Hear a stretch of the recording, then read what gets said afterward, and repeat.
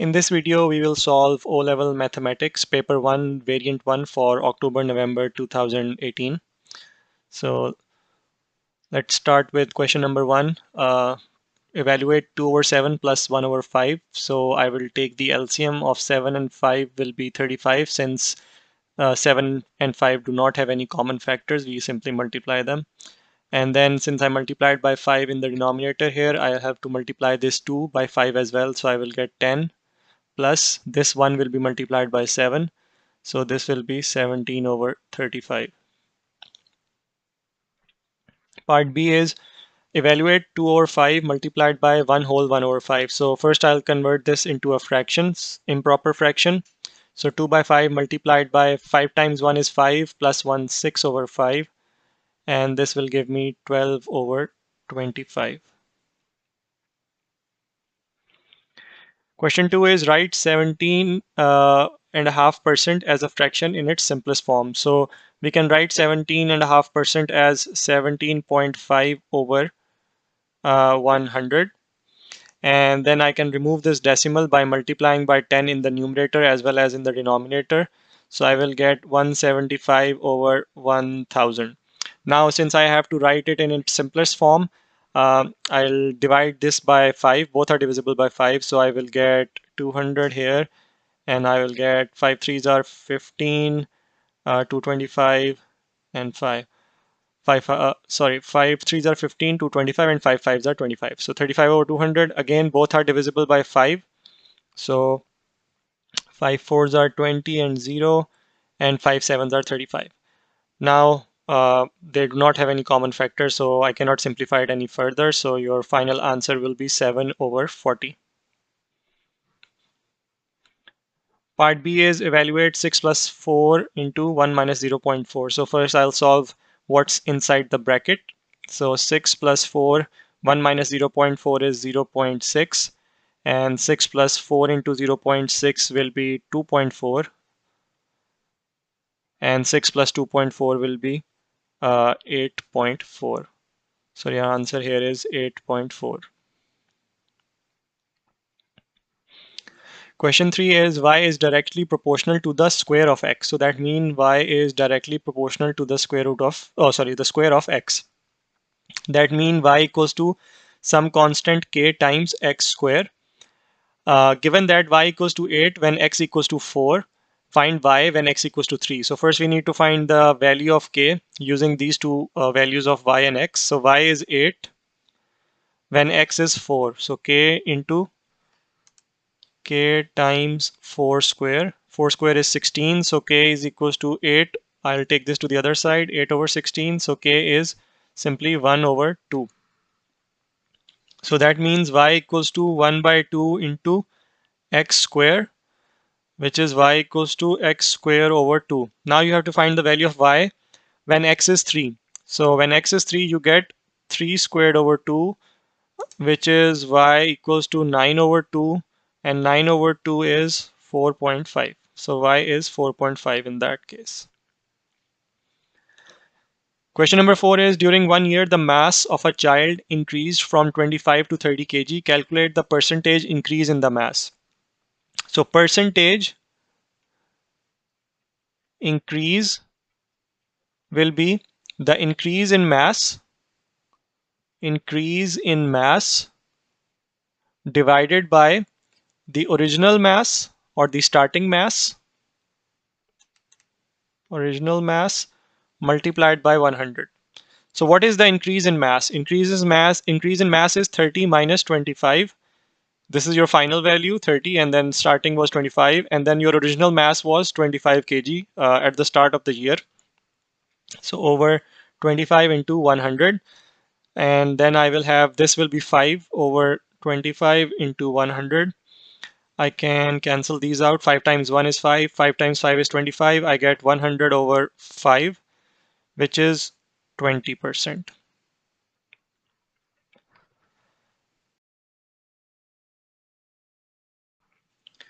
Question number 5 is part A is factorize completely 15a plus 3ab. So 15a plus 3ab, you can take a as well as 3 is also common because 15 and 3 both are divisible by 3. So I take 3a as common outside, and then I'll be left here with 5, and then here I'll be left with b. So your answer is 3a into 5 plus b. Here it is, factorize 6k minus xy plus 2kx minus 3y. So I can swap these two values because 6k and xy do not have anything in common. So I can take this xy here and bring this 3y here. So that will mean 6k minus 3y plus 2kx minus xy. Now I can take, from these two, I can take 3 common. So I'll be left with 2k minus y. And here I can take only x as common. So I'll have plus x into, this will be 2k, and this will be minus y. So this is 2k minus y, this is also 2k minus y. So I can write it as 3 plus x into 2k minus y. So 3 plus x into 2k minus y. Question number 6 is f of x is given as 3 over x plus 4. Find f of minus 6. So f of minus 6 will be simply, you substitute the x with minus 6. So 3 over minus 6 plus 4. And this will be 3 over minus 2. Or I can also write it as minus 3 over 2, which is minus 1.5. Find f inverse of x. So you're given f of x is this. So let y equals to f of x, with let y equals to f of x. So that means y will be equal to what? F of x is 3 over x plus 4. And from this, I can, if I take this f function to the other side, I get f inverse of y equals to x. So if I make x the subject of this equation, I can get f inverse of y. So let's make x the subject of this equation. I'll cross multiply. I will get y into x plus 4 equals to 3 into 1 is just 3. I get xy plus 4y equals to 3. And then I can take this 4y to the other side. I get xy equals to 3 minus 4y. And then divide by y on both sides. I will get 3 minus 4y over y. So now I can write my x is this, which is also f inverse of y. So I can substitute this x here with f inverse of y equals to 3 minus 4y over y. And to find f inverse of x, I can substitute x here and substitute x everywhere. So f inverse of x will be 3 minus 4x over x.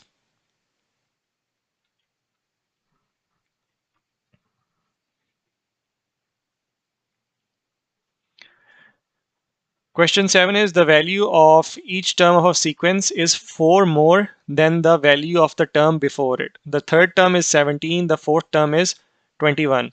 So third is 17, then the fourth term is 21. Find the first term. So second term will be, since you are adding 4 to get the next one, to get the previous one, you will just subtract 4. So 17 minus 4 will be 13. And the first term will be 13 minus 4, which is 9. So first term is 9. Find an expression for the nth term of this sequence. Give your answer in its simplest form. So first term is what? 9. Second term is 9 plus 4, since the difference is 4. The third term is what? 9 plus 4, and then you add another 4 to the second term to get the third term. So your nth term is 9 plus 4, some multiple of 4. Here you're adding 4 once, here you're adding 4 twice, and you can see for the third value you're adding 4 2 times. For the second value you're adding 4 1 time. So you're always adding 4 1 less than the sequence value. So if your nth term is here, so the nth you will add 4 how many times? N minus 1 times. And then you can simplify it. I can open this bracket. I will get 9 plus 4n minus 4, which will give me 4n plus 5. So your answer is 4n plus 5. Question 8 is write down an irrational number which has a value between 4 and 5. So you know that irrational numbers are numbers that cannot be written as fractions. And usually these are numbers when you take like square root of a number which is not a perfect square. So for example, 36 is a perfect square because 6 square is 36, but 37 will not be a perfect square. It will be 6 point something something something, and it keeps going on, and it cannot be written as a fraction. So you're looking for an irrational number between 4 and 5. So I know that 4 square is what? 4 square is 16 and 5 square is 25. So I'm looking for a number that is between 4 and 5, irrational number. So this is 4 point something something something. So if I take a square root of any number between 16 and 25, it will be 4 point something, and it will be an irrational number. So you can write any number, so that can be square root of 20 as well. So square root of 20 will be some value between 4 and 5, which is 4 point something something something, and it cannot be written as a fraction since it is an irrational number. So usually whenever you see irrational numbers, think of square root of numbers which are not perfect square, which is like 20 in this case is not a perfect square, and if you take square root of 20, it is an irrational number. Part B is Kofi is using number cards to form a 5-digit number. His number is a multiple of 8. Complete the final digit of his number. So here you have to write a digit which is between 0 and 9 such that 1, 2, 3, 4, and this digit, whatever it is a multiple of 5. So let's call it x. So I'm given that this number should be divisible by 8. So let's divide it by 8. 1, 2, 3, 4, and x divided by 8. So 8 times 1 is 8. 4 remainder, I bring this 3 down. 8 times 5 is 40.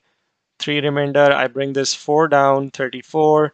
8 times 4 is 32. 2 remainder, and I bring this x down. So that means I have to find a number in the 20s.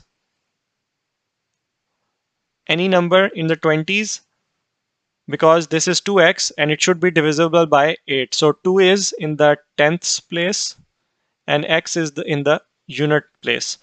So what are the multiples of 8?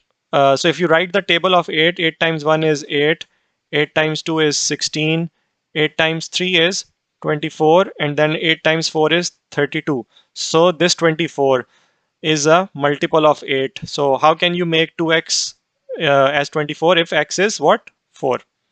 So here you can write 4. So if this was 4, this will be 4 as well. So this will become 24, and you will say 8 times 3 is 24, and the remainder is 0.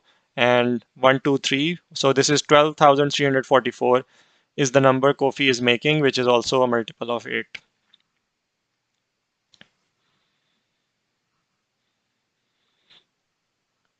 Question number 9 is in the diagram AFGB. AFGB, this is a parallelogram. BGDC, this is also a parallelogram, and FEDG is also a parallelogram. And you're given two angles. So first you have to find the angle BGD. So this angle BGD.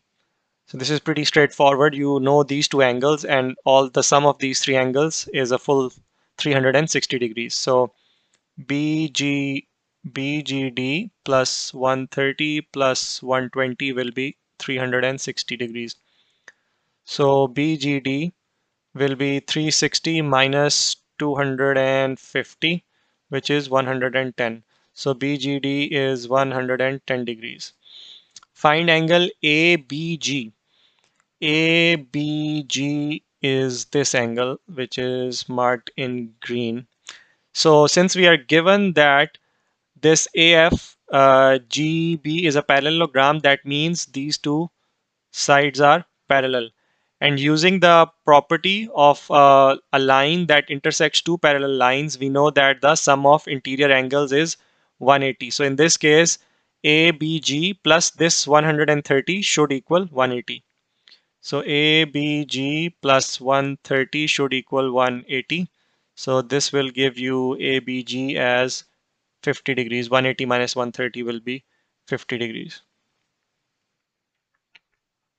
Part C is find angle HFG. So HFG is this angle here. So let me actually mark this in red. And since this is a parallelogram, FEDG, and this is also a parallelogram, AFGB, since these two sides are parallel because this is a parallelogram, so that means this and this side will be parallel as well because this is also a parallelogram. So that means line ED, line FG, and line AB or HB, all three are parallel. So these three lines are parallel.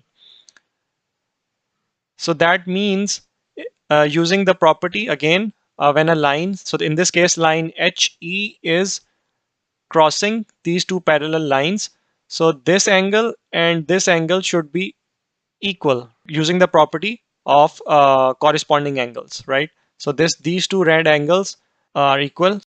And since this FGDE is a parallelogram and these two angles are opposite, we know that the opposite angles of the parallelogram are also equal. So if this is 120, this is also 120 degrees.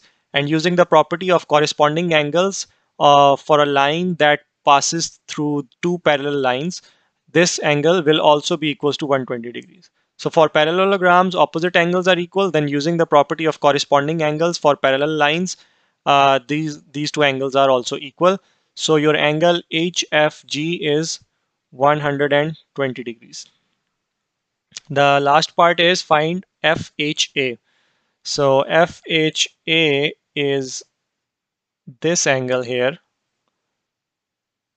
And we can again use the same property of parallel lines. If this angle is, yeah, so using the property, this parallel line and this parallel line, so HB is parallel to FG. Remember, HB is just the extension of AB. So if you extend AB as a straight line and extend EF as a straight line, they meet at H. So this is a straight line, this is also a straight line, and we know they are parallel. So if this angle is here, I marked in blue, FHA, that we have to find, this angle will be equal to this angle using the property, again, the property of corresponding angles. So these two lines are parallel lines and these two blue angles are corresponding angles, and so they will be equal. And then since this is a parallelogram FGDE, the sum of the two angles are, so opposite angles are equal and adjacent angles of parallelogram, they sum up to 180. So that means angle FHA, which is also the angle EFG plus 120 should be equals to 180 degree because adjacent angles of parallelogram, they sum up to 180 degrees.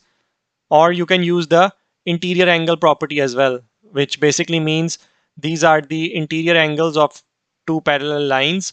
So this line is cutting these two parallel lines, and this red angle and this blue angle here, they are interior angles, and the sum of interior angles is 180. So FHA will be 180 minus 120, which is 60 degrees. So FHA will be 60 degrees. Question number 10 is the diagram shows a closed box. The box is a cuboid.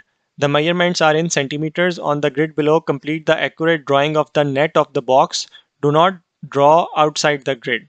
So you're given some part of the net already here. And if you look at it closely, so this is length 2, width 2, and this side is 4. So if you look at here, this side is 2, this side is 4. So this is the base of this cuboid. So I'll complete this net and then I'll show you an animation to further clarify any confusions that you may have. So make sure you watch that animation at the end when I fully solve this question. So I'll show you an animation as well. So that means this is the base of this cuboid, and this right side is 3 by 4, which is this right side 3 by 4. So if it's opened up like this, lay it flat down, this side is 4, which is this side 4 blocks, and this side is 3 centimeters. which is this side 3 centimeters. And similarly, you have the other side. So this left side opens up to the other side. So if you lay it flat on the left, it's attached to this base. Again, it is also this is height is 3 and this length is 4. So this is 4 and this is 3. So now you have to open up this front side downwards, and this back side will open up upwards. So what is the dimensions of this front side here on the front? This is 2 by 3. So this is 2, and it's opening down. So you will draw 3 blocks, 3 centimeters down and 2 centimeters on the other side. So you can use the ruler to make sure your lines are straight. And similarly on the back, you will again open up. One side is 3, the other side is 2. So it's opening up back on to the top of this net. So this side is 3 and this side is 2. And now there's one remaining side, which is the top one. So the base and the left and right were already drawn. You drew the front side and the back side. Now you're only left with the top side. Remember, it's a closed box, so there's a top lid as well. So the top lid, once you open this side towards the right, it can be attached with this side. And if you break off the top lid from these 3 sides, it will be attached to the side that's open to the right. Remember, you have to draw inside the grid. You cannot draw outside the grid. So the only possible location for the top is here, because you have space here to draw this side, which is 2 centimeters by 4 centimeters. So this is 4, and you will draw further 2 centimeters like this. Oh. So this is 2 and this is 4. So this is how you will complete the net. And now let me show you the animation as well. So this is your same cuboid, which is this side is 2 centimeter, this side is 4 centimeter, and the height is 3 centimeter. So now if I open it up to form the net, this is how you will do it. This is your base, which is this one, which was already given. This left side was already given as well, which opens up to the left. The right side was already given, which opens up to the right. So you open up the front towards the downside, and you open the back to the top here. And then you had the lid on the top, which is attached to this right side here. So let me bring it back and so that you can visualize how you opened it up to draw the net. So now, as you can see, the top one, the top lid here of the cuboid, it breaks off from this side, and from this side. So let me close it down. So it breaks off from this side, and this side. It's only attached to this side. So it attached to the right side of the cuboid, and so you draw it to the left. Oh, sorry, to the right of this this right side here. And if you bring it back, now you can also break it off from here, here, and here, and it can be attached to the left side. So that means when I open it up, instead of having this top lid here, I will have the top lid attached to this left side. But if you look at your grid, you don't have any space on the left to draw. So you have to remain inside the grid. So the only possible solution is the top is attached to this right side. And once you open it up, it's the flat diagram or the net looks like this. So this is how you will draw the net of this cuboid.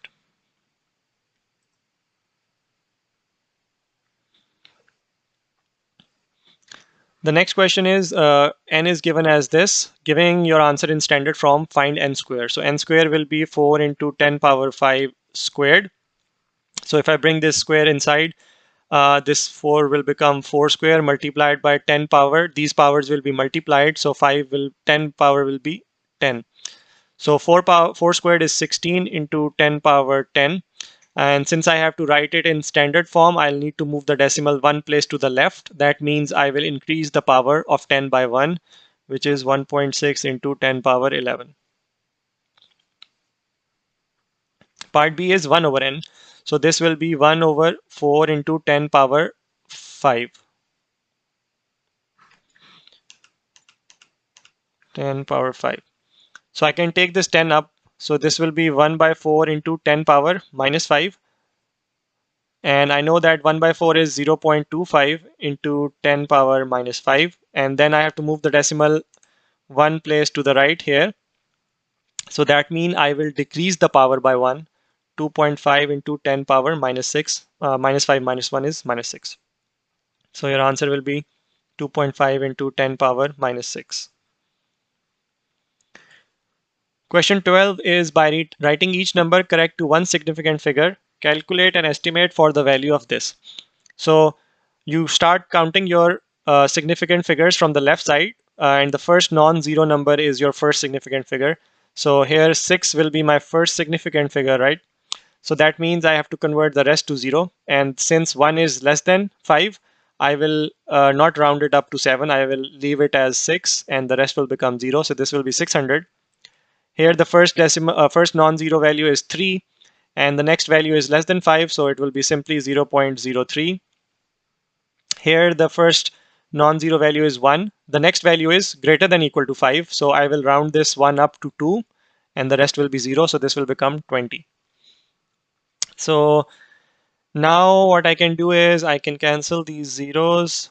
2 times 1 is 2, 2 times 3 is 6, and then 30. So I will get 30 into 0.03, which is, I can remove this decimal, multiply it by 100, and then divide by 100 as well. So 30 times 3, 0.03 into 100 will be 3 and over 100. So this will be 90 over 100, which is 2 decimals to the left, which is 0.9.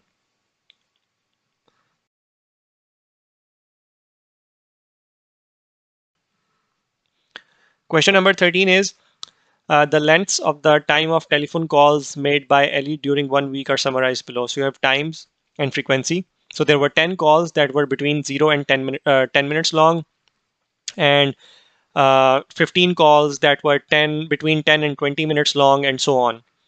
On the grid below, draw the histogram to illustrate the distribution of these times. So you have to find the frequency densities. So let me quickly create another row here, frequency density. And you know that frequency density is what?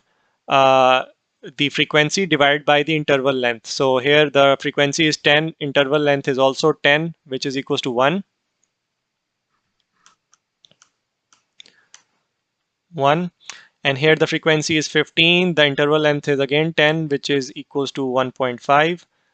Here it is 10 frequency divided by 5, which is your interval length. So you will get frequency density 2.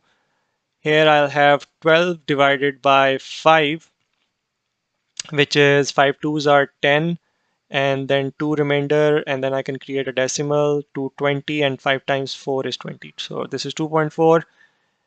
And here it is 16, the frequency, and the interval length is 20. So this can be simplified to 8 over 10, which is 0.8. So now I have the frequency densities. I can draw the histogram. For 0 to 10, I have frequency density of 1.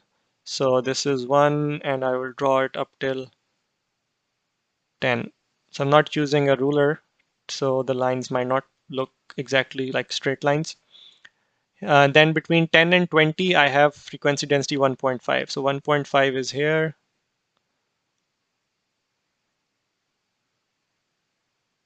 And this will look like this. Then between 20 and 25, my frequency density is 2. So 20 and 25, frequency density is 2. So I have to go up till 25. And then 25 to 30, my frequency density is 2.4. So 2.4, and so this is 2.4 here. And the interval is from 25 to 30. So 25 till 30. And then from 30 to 50, my frequency density is 0.8. So 30 to 50, 0.8 will be 2 small blocks below 1. So this is 0.8, and up till 50. So this is how you will complete the histogram.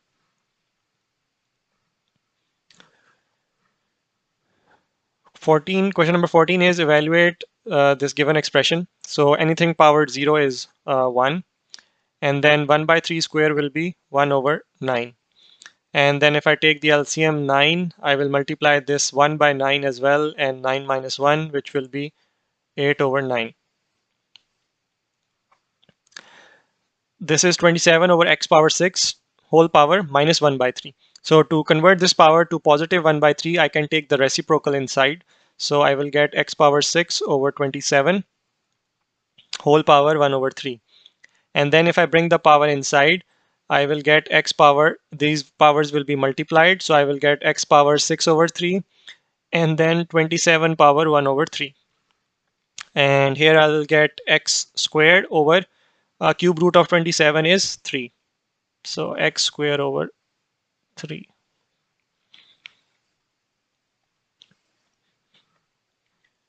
Question number 15 is a five-sided spinner is numbered 1, 2, 3, 4, 5. Ashraf spun the spinner 200 times. The results are shown in the table.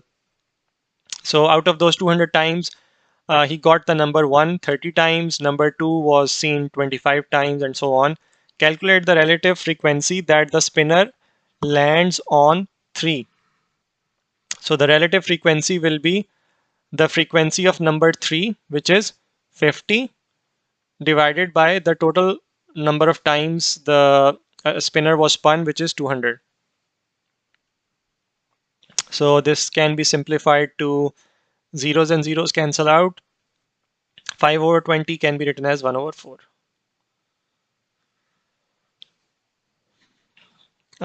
Part B is Mariam spins the spinner 20 times. How many times would you expect the spinner to land on 3? So this will be so number of times spinner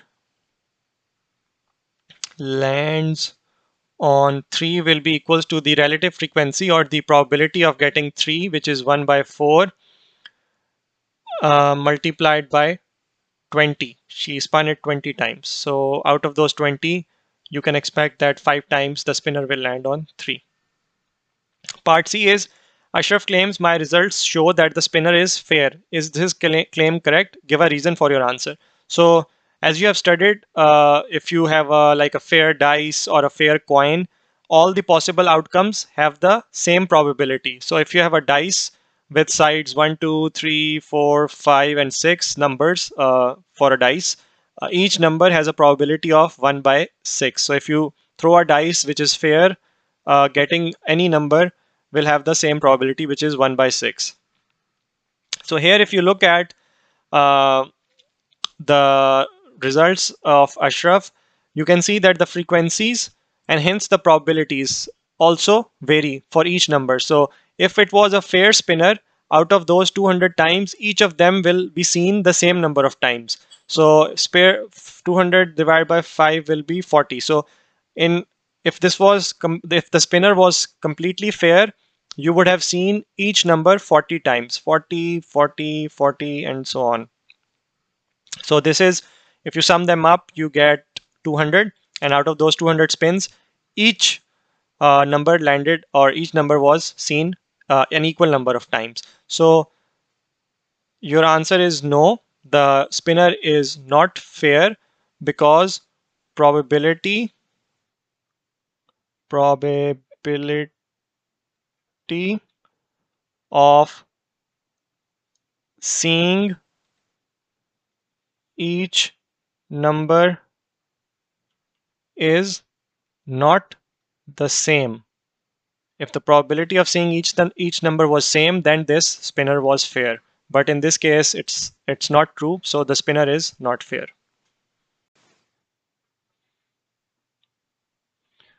So the next question is, a boat travels from P to Q, which is a distance of 6 kilometers. At Q, it turns 90 degrees and travel to R, and the distance from Q to R is 9 kilometers. So the first part of the journey from P to Q to R takes 3 hours, and then the return journey, the boat returns on the same path from R to Q and then Q to P, it takes 2 hours. Calculate the average speed for the whole journey from P to Q to R and back from R to Q to P. So the average speed will be given by total distance traveled. So total distance divided by total time. So what is the total distance? It's 6 plus 9 and then multiplied by 2 because the boat returns on the same path. So it will be 2 into 6 plus 9. And what is the total time taken? Total time taken is 3 hours for from P to R, and then R to Q to P back is 2 hours. So 3 plus 2. So 9 plus 6 is 15. 15 times 2 is 30. Total distance is 30 kilometers and total time is 5 hours. So your average speed is 6 kilometers per hour. Your answer is 6. Part B is the bearing of Q from P is 040 degrees. Calculate the bearing of R from Q. So the bearing of R from Q will be, so if you draw a line which represents the north for Q, this full angle will be the bearing of R from Q. So we know this part is already 90 degrees. What we need to find is this red angle here.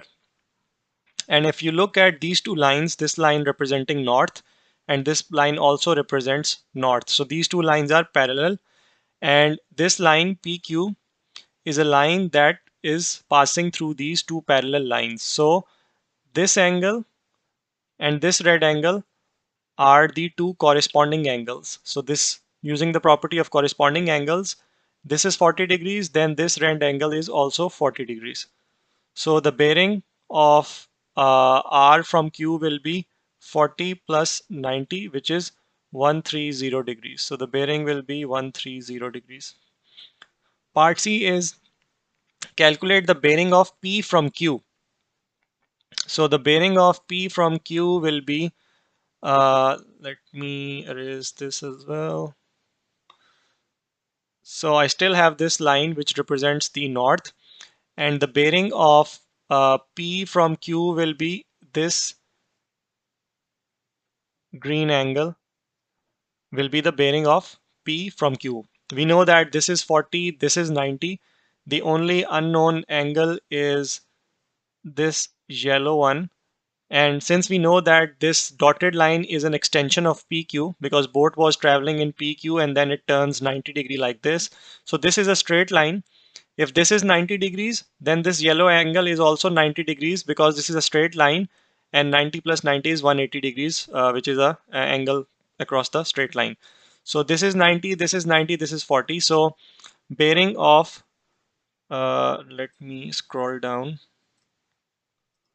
So this bearing of P from Q will be 40 plus this 90 plus this 90. So this will be 90 plus 90 is 180. 180 plus 40 is 220, 220. So the bearing of P from Q is 220 degrees.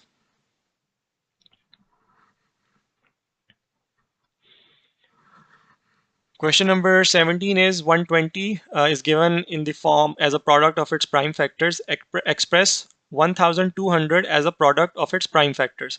So using this, if 120 is 2 power 3 into 3 into 5, which is given here, to convert 120 into 1200, I can multiply by 10. So this is 1200. If I multiply by 12 on the left side of the equation, I have to multiply by 10 on the right side of the equation as well. And we know that 10 can be written as, in the what are the prime factors of 10? 5 and 2. So this will be, so I'm writing 10 as as a product of its prime factors, which will be 2 times 5, which is 10. So now I can bring this 2 here. This 2 power 3 will be increased to 2 power 4, then 3, and this 5 will become 5 power 2. So 1200 as a product of its prime factors is 2 power 4 into 3 into 5 power 2. Part B is find the smallest value of n such that 120n is a square number. So we already are given 120 in terms of its prime factors.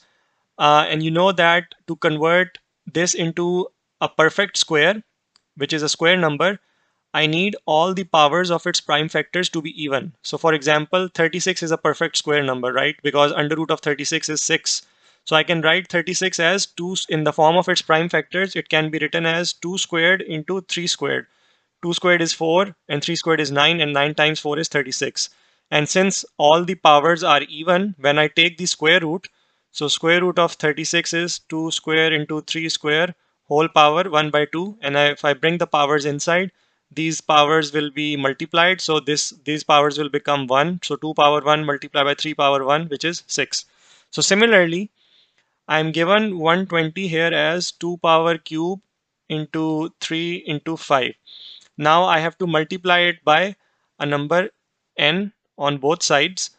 And then what is n such that 120n becomes a square number? So that means I have to make these powers even. So 2 power 3, if I have to make this power even, I have to multiply it by, so 2 power 3 into 5, and then n I'm gonna write here.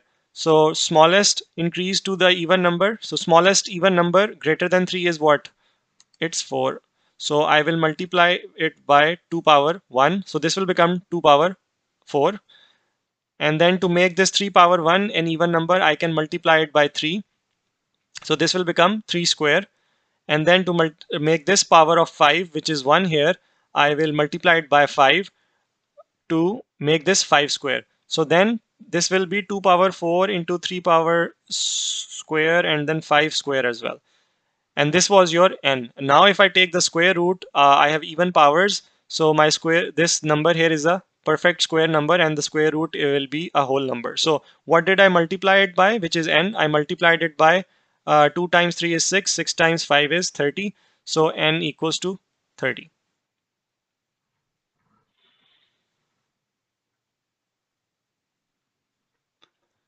Question 18 is 4 interior angles of a hexagon are given.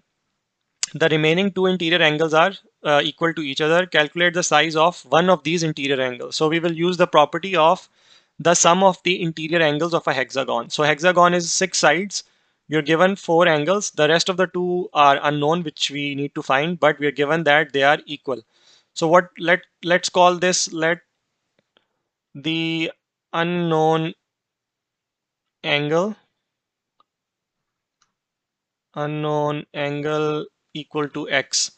So if I take the sum of all the angles, 100 plus 110 plus 120 plus 140, and then I have two angles that are equal and I've given them the name x. So plus x. And it should be, what is the sum of all these angles? And you know that the sum of any polygon with sides n, the sum of all interior angles is n minus 2 into 180, right? So here we have a hexagon which has how many sides? 6. So this will be 6 minus 2 into 180. So I'm adding all the individual angles and then I'm using this formula for any given polygon. You can find the sum of all interior angles by this formula, n minus 2 into 180. So here we have 6 sides, so n will be 6. So let's add these. This will be 100, 200, 300, 400, 410, 430, then 470. So 470 plus 2x will be 6 minus 2 is 4.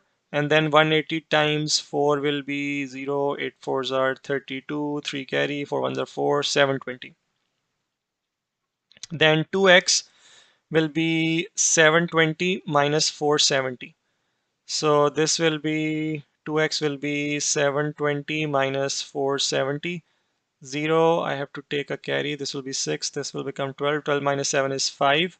6 minus 4 is 2. So 250. And then x will be 125. If I divide 250 by 2, I get 125.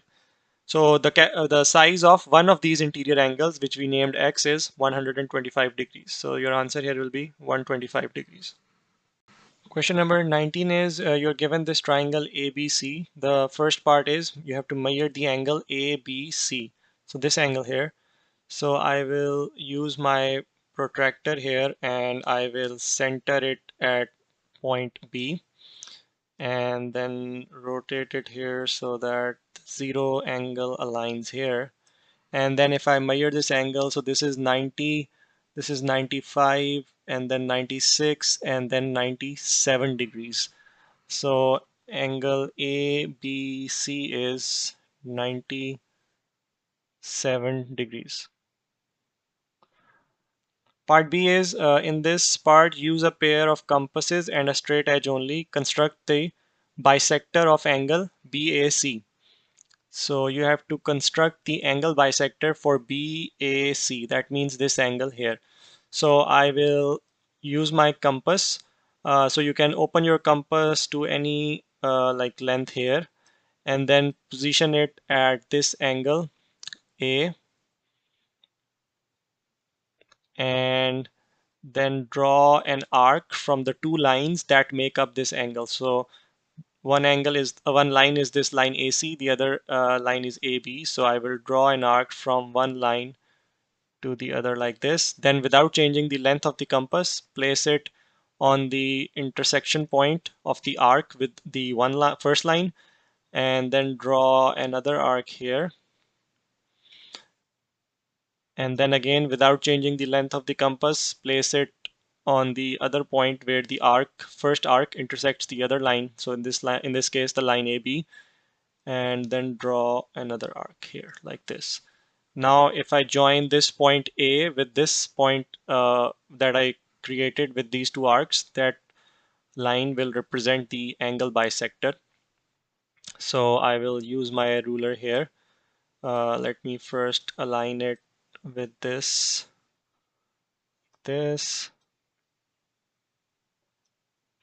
and then I can basically draw a line which starts at this point A. Oops, like this.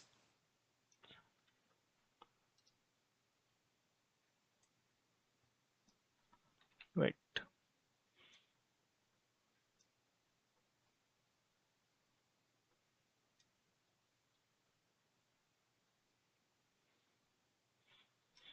So this line here, which starts at A. So I just drew an extra little bit over there, so ignore that. So the line starting at A and then passing through the point which is created by these two arcs. So this will be your angle bisector for angle BAC. The second part is construct the perpendicular bisector for the line AB. So to construct the perpendicular bisector, I will use my compass again. So I'll place it on one of the points that make up the line. So line AB. So let's start with point B here.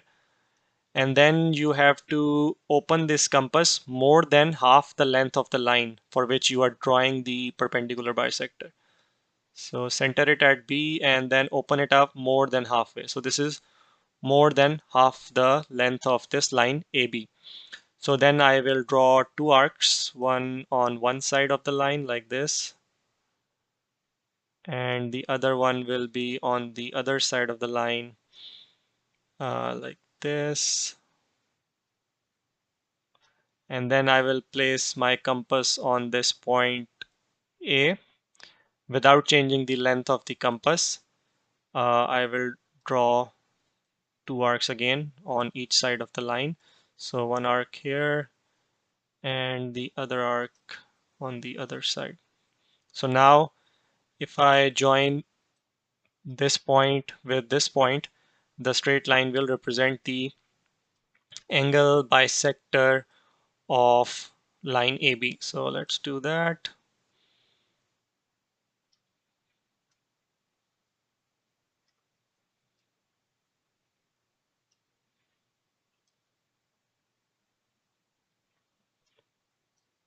So this line here will be the perpendicular bisector of the line AB. So that's how you will draw these. The next question is, you are given matrices A and B. Part A is express 2A minus B as a single matrix.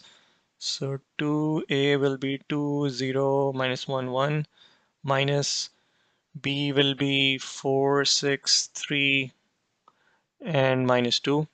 I'll multiply this 2 inside, so I will get 4, minus 2, 0, and 2, minus 4, 6, 3, minus 2. And this will be equal to 4 minus 4 will be 0, minus 2 minus 3 will be minus 5, 0 minus 6 will be minus 6, and then 2 minus and minus becomes positive. So this will be 2 plus 2 will be 4. So this will be your answer, 0, minus 5, minus 6, and 4. Part B is find A inverse. So A inverse, first we need to find the determinant of A, which will be 2 times 1, 2 times 1 minus 0 times minus 1, 0 times minus 1. So this will be 0 and your determinant will be 2. So now inverse of A will be 1 over determinant, which is 1 over 2, into the adjugate of A. So adjugate is you swap the places of this with this. So 2 and 1 will swap places. So this will be 1 and 2, and you change the sign of the other two. So minus 1 will become plus 1, and 0 will remain 0.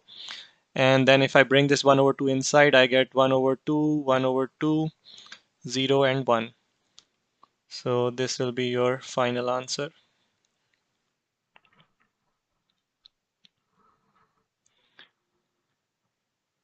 So the next question is, in the diagram, the equation of the line through B and C, this is line BC, is 6x plus 7y equals to 42.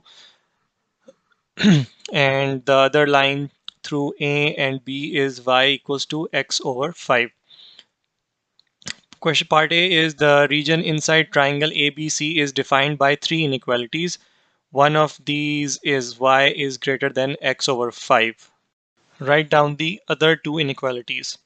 So y is greater than x over 5 is, so y equals to x over 5 is this line. So this region, this triangle is above this line. So the inequality is greater than. And then the other line is this. So this is a straight line, a vertical line, and this has equation x equals to 2. So the region is towards the right side. So this will be x is greater than 2. And the third line is this one, line BC, and the equation is 6x plus 7y equals to 42. So the region is below this line. So the inequality will be 6x plus 7y less than 42. So here the sign for the y value was positive. That's why we can straight away write the inequality. But if this was negative, you have to make sure that you take it to the other side and then write the inequality, because otherwise you can get a wrong answer. To get further explanation on this, you can look at the October-November 2016 paper 1, variant 1, question number 24. I go into detail on how to solve that problem. And in that question, the equation given, the y value has a negative sign with it. And I'll explain in that video how we can solve, make the y the subject of the equation and then write the inequality. And if you do it straight away, like I did here, you might get a wrong answer when the y value is negative. So take a look at that question to get a better understanding of this. Part B is, the line y equals to kx passes through the triangle ABC. Find all possible integer values of k. So y equals to kx is a line that passes through origin because the y-intercept is 0. So, and it has a gradient of k. So this is some line like this, and y equals to kx is the equation, and the line passes through the triangle ABC.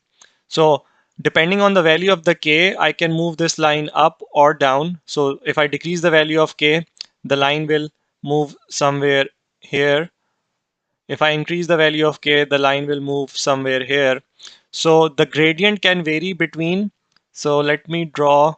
So this line AB, this is the minimum possible value of k, because this is the boundary. So if I find this gradient AB of line AB, the k value of k should be greater than the gradient of line AB, because only then it will be inside the triangle. And then if I join this origin to this point C here, so let me try to draw a straight line.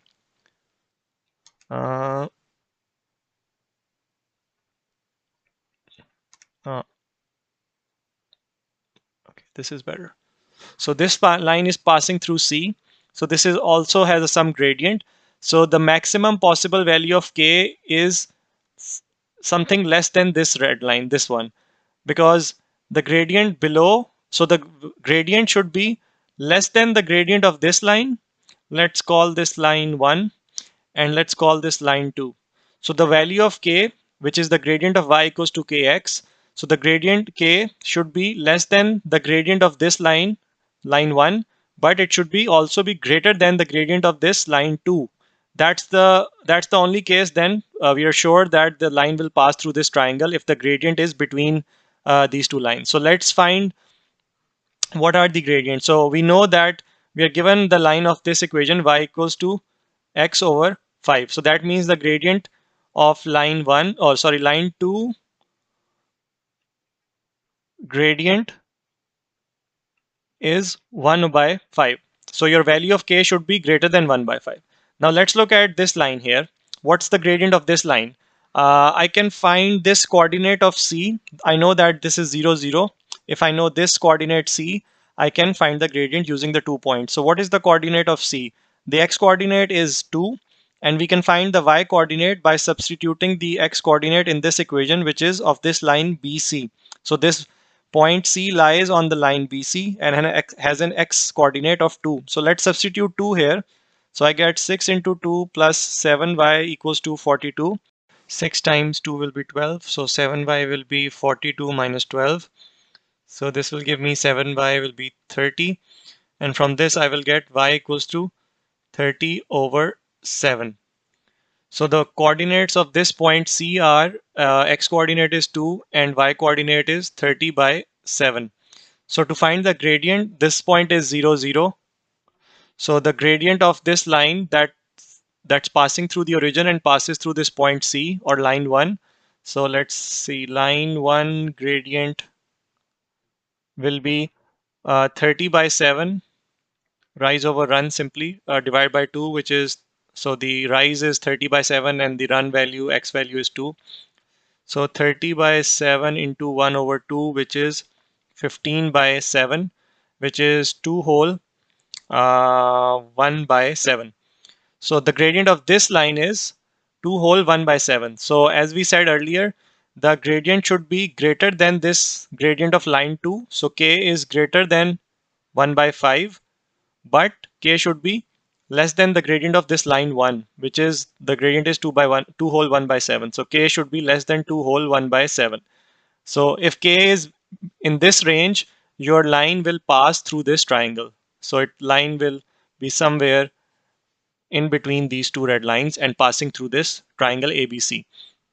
So your question states you have to find all the possible integer values of k. So what are the possible integer values of k if k is greater than 1 by 5 but less than 2 whole 1 by 7? These are 1 and 2.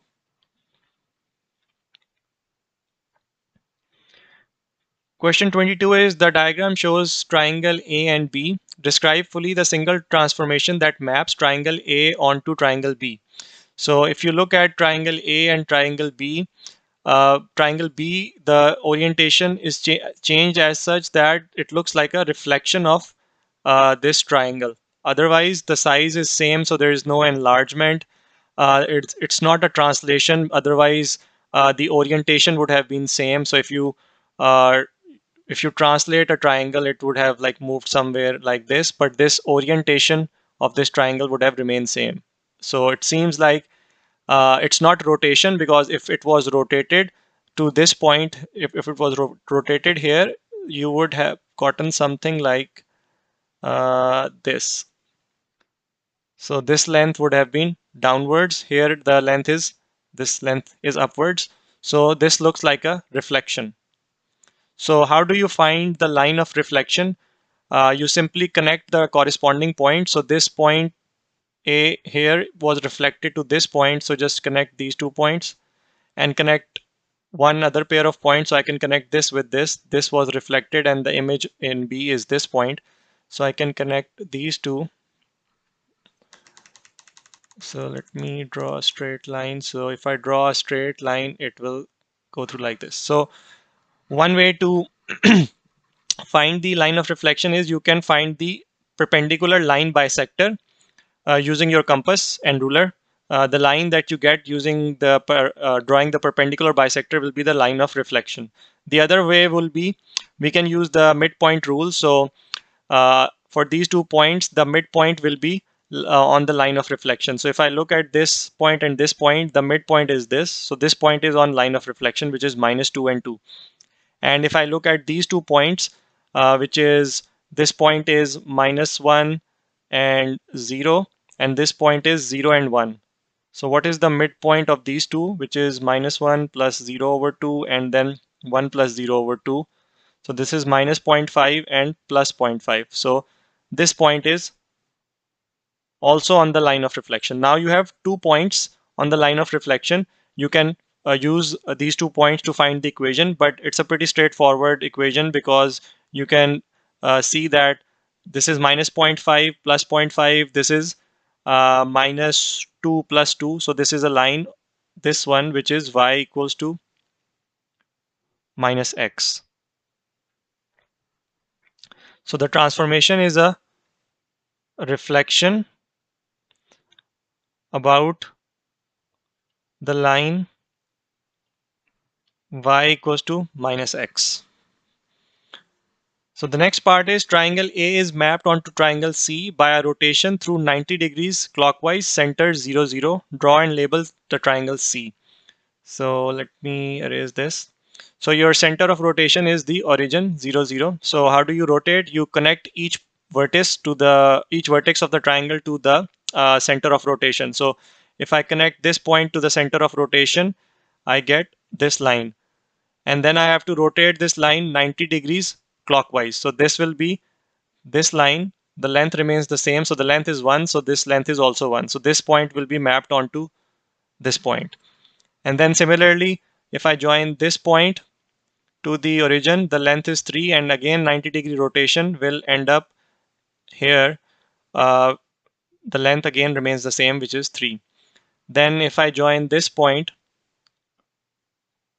and then do a 90-degree rotation. So what you can do is, this was pretty straightforward. For this line, you can also use your protractor.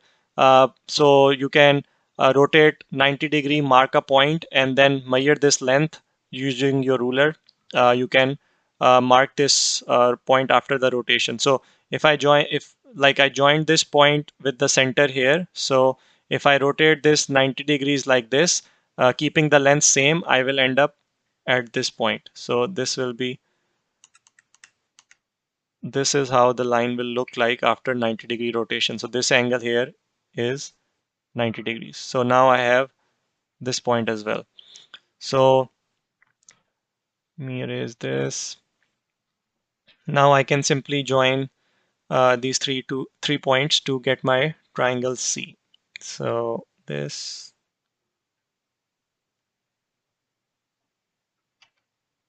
is my triangle C.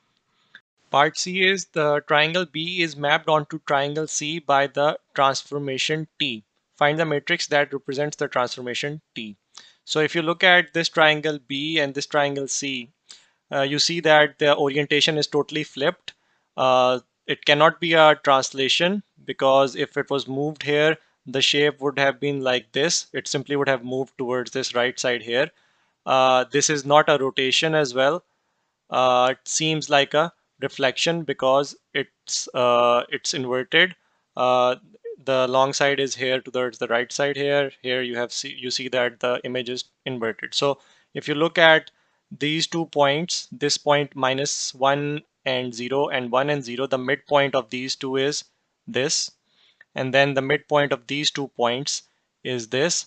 So these 2 points lie on this line, and this is your line of reflection, which is the y-axis across which the triangle B is mapped onto triangle C. So to find the transformation matrix, we know that simple trick. You draw the axis here. You have one point, let's call it A, which is 1, 0. So the coordinates of this point is 1, 0, and this is point A. And then you have another point here on the y-axis, and the coordinates here are 0 and 1. So let's call this B. Now you have to reflect these points. Since we are looking for the transformation of matrix across y-axis, we're going to do the same reflection for these 2 points. So what happens to A once it's reflected across the y-axis? So y-axis, x-axis. So if you reflect this point A across this y-axis, it will end up here at -1 and 0. So this is A dash. So what happened to A? It went from 1, 0 to -1 and 0. So you will write down the final coordinates of A. So your first column vector in this transformation matrix would be -1 and 0. So -1 and 0. What happens to B if it is reflected across y-axis? So the point B is already on y-axis. So B dash will also be at the same point after reflection, because the points on the line of reflection will not move after reflection. So this will remain at the same position. So what are the coordinates of B dash? 0 and 1. So you will write next the coordinates of B dash, which are 0 and 1. So this is your transformation matrix. So whenever you have to find a transformation matrix, just sketch xy axis, plot these 2 points, A which is 1 0 always, B which is 0 1, and then reflect them, or like whatever the transformation is, do perform that transformation on the 2 points, and the column vectors of the images of these 2 points represent the transformation matrix. So in this case, A was at 1 0, it was reflected. The A dash, which is the image, is at -1 0. So your first vector in the first column in this transformation matrix is -1 0. B remains at the same point. B dash is also 0 1. So your second column of this transformation matrix is 0 1. So you can always do this quick drawing to find the transformation matrix. Question number 23 is, in the diagram ABCD is a parallelogram. X is the point on BC such that BX ratio XC is 3:1. So 3:1, and the whole, so if this is 3 parts, this is 1 part, and total is 4 parts. AB is 6P, AD is 8Q. Express BX in terms of P and or Q. So this is AD is 8Q, and we know that this is a parallelogram, so BC will be 8Q as well. So this whole length is 8Q BC. And I know that if BC is total of 4 parts, BX is 3/4. So BX equals to 3/4. So this is 3 and total is 4. 3/4 of BC. And BC is 8Q. So 3/4 into 8Q. 4 times 1, 4 times 2, 2 times 3 is 6Q. So this will be 6Q. Express AX in terms of P and Q. So using the head to tail rule, I can write AX as AB plus BX. AB plus BX. AB is 6P plus BX I found in the previous part is 6Q. So this will be 6P plus 6Q. Y is the point such that CY equals to 3P plus Q. So let me erase this. So Y is such that CY is 3P plus Q. So if I move from C, I need to go 3P. So this is 6P. So that means half the length. So I will go half the length in this direction for 3P. So this is 3P plus Q. Q is in this direction, so a little bit in this direction, Q. So 1/8 of 8Q is Q, which is in this direction. So this is your point somewhere here, Y. Express AY in terms of P and or Q. So again, using the head to tail rule, I can write AY as AB plus BC plus this vector, which is 3P, plus this vector, which is Q. So AY here will be, AB is what? 6P plus BC is what? 8Q, parallelogram. So this is the same vector, 8Q, plus CY is what? 3P plus Q, 3P plus Q. So 6P plus 3P will be 9P plus 8Q plus Q will be 9Q. So this will be 9P plus 9Q. Part 2 is find the ratio AX ratio AY. So AX is what? 6P plus Q. 6P plus 6q, sorry. Ratio AY is what? 9p plus 9q. 9p plus 9q. So if I take, let me continue here. So if I take 6 common, I get 6p plus q ratio 9p plus q. And I can cancel p plus q, p plus q. I get 6 ratio 9, which can be further simplified if I divide by 3 on both sides. 6 divided by 3 will give me 2. 9 divided by 3 will give me 3. So this is 2 ratio 3.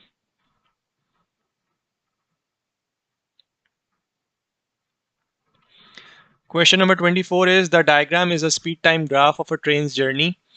The train slows down uniformly from 44 to 20 meters per second in a time of 10 seconds, and it then continues at a constant speed of 20 meters per second. Find the deceleration when t equals to 5. So t equals to 5 will be somewhere here in the middle. So you need to find the deceleration at this point. So since this is a straight line, deceleration I can find at any point. It will be the same. So deceleration is what? Deceleration is change in speed over time taken. So what is the change in speed? So I can look at this interval here. So the speed changed from 44 to 20. So the change was 44 minus 20 and the time taken is 10 seconds. So 10. This will be 24 by 10, which is 2.4 meters per second square. So this is your deceleration. Part B is find the speed when t equals to 5. So if t equals to 5 here, and then let's call this speed v.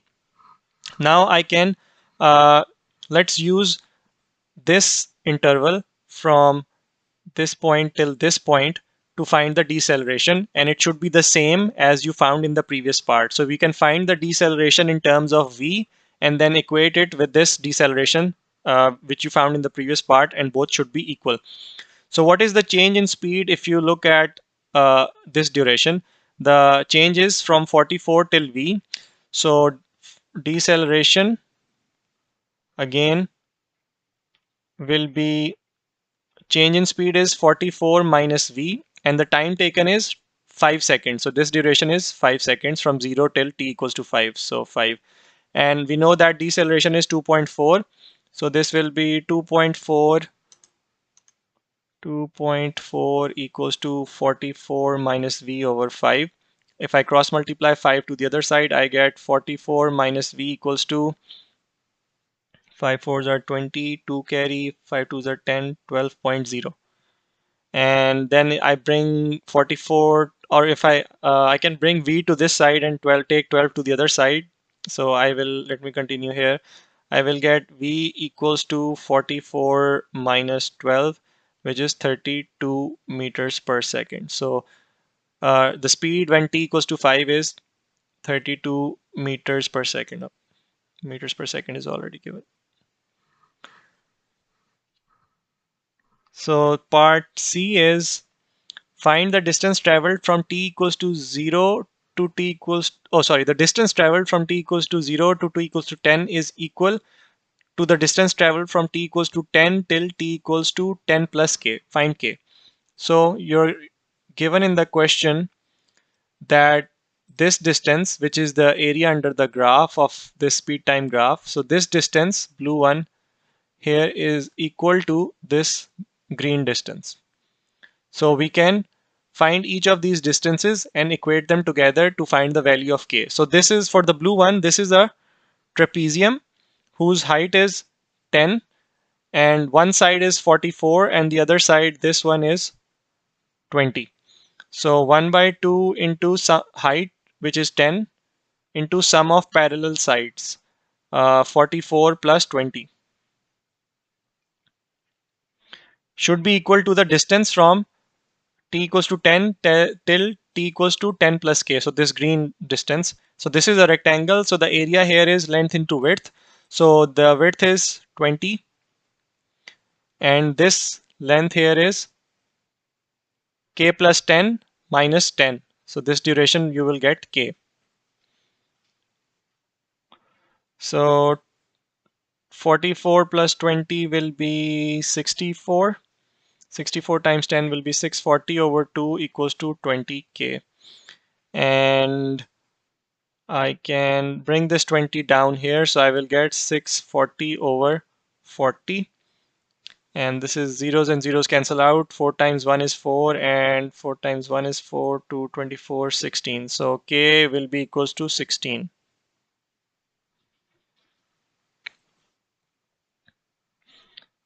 The next question is, in the triangle ABC, P and Q are points on line AB and AC such that, so P and Q are points on line AB and AC such that PQ is parallel to BC.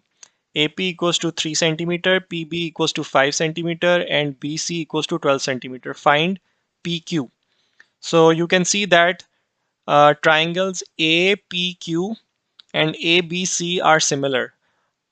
We can prove that using the angle properties. So this angle is common between triangle APQ and triangle ABC. So this is same. And then this angle and this angle is same because these are corresponding angles. These two are parallel lines and AB is intersecting these two parallel lines. So these two red angles are corresponding angles, and we know that corresponding angles are equal. And similarly, these two corresponding angles are also equal. So all three angles are equal, and in fact, you just need to show that two angles are equal to prove that two triangles are similar. So triangle APQ and triangle ABC are similar.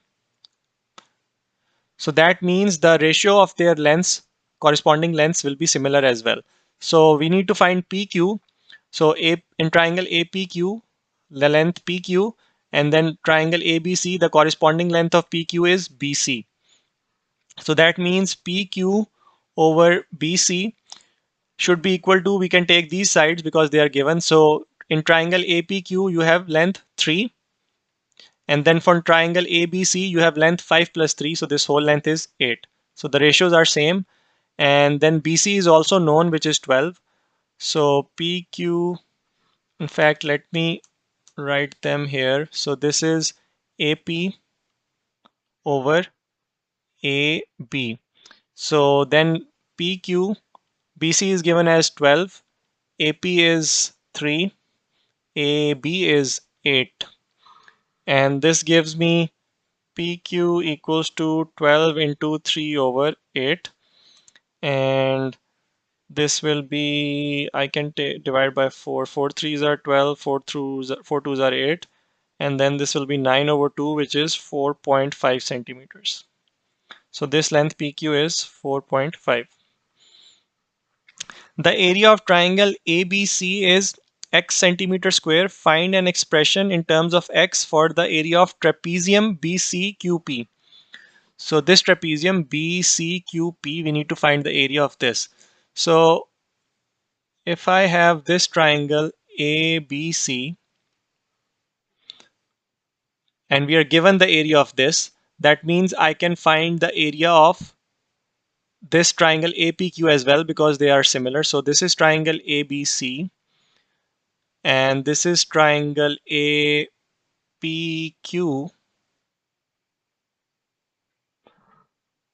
So if I take the area of this big triangle and subtract the area of this red triangle, I will get the area of this trapezium BCQP. So to find the area of this smaller triangle, I can use the property that the square of the ratios of their sides will be equal to the square of their areas. So let's take these sides again. So that means AP over AB whole square will be equal to the area of, let's call this area equals to R for red. So AP is this smaller length. So the area of this smaller triangle is R over the area of the larger triangle, which is given as X.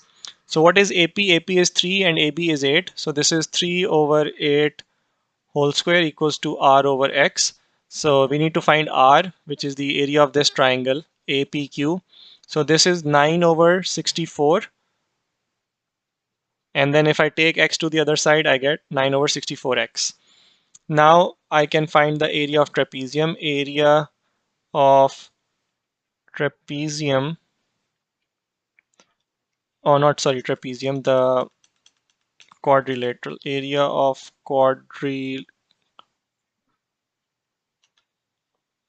in fact it is a trapezium, so we can write it as a trapezium. Area of trapezium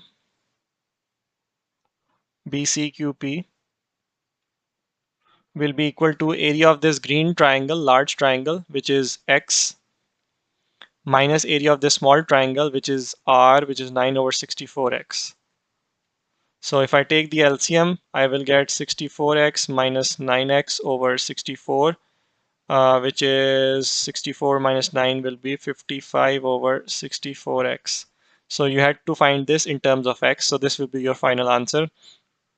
55 over 64x centimeter square. So this is the end of October, November 2018, paper 1 and variant 1.